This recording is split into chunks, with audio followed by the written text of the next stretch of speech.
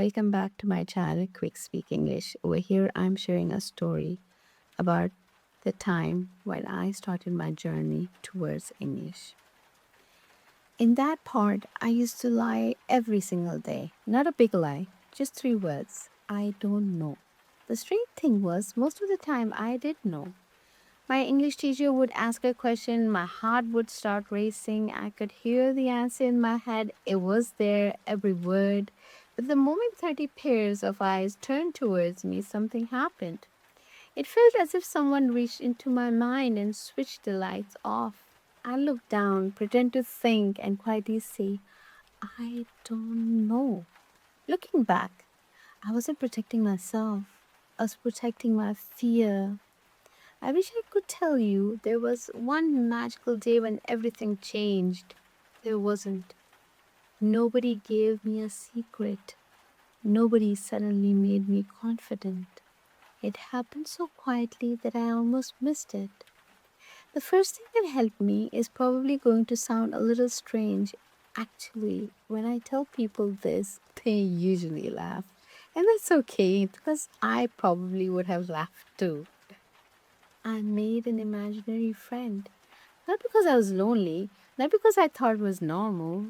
I just didn't have anyone I felt comfortable speaking English with. So one day, I closed the door to my room, sat on my bed, and started talking. At first, it was awkward, really awkward. I remember stopping after every sentence, thinking, what am I doing? If anyone had walked into my room that day, I would have been completely embarrassed, but nobody did, so I kept talking.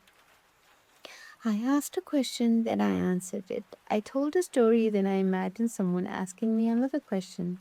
Sometimes we agreed, sometimes we argued, sometimes I'd forget a word halfway through a sentence and just sit there, looking at the ceiling, waiting for it to come back.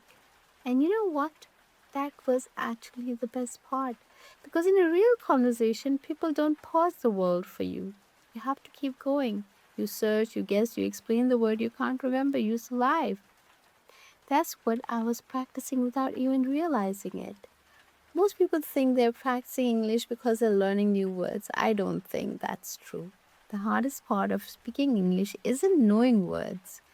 It's having the courage to keep talking when the perfect word doesn't come.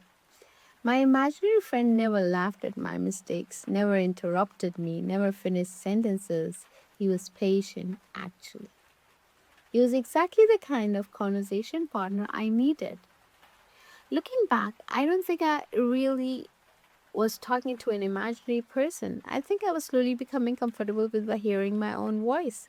That was the real practice, not grammar, not pronunciation, not vocabulary, just getting used to the sound of myself speaking English.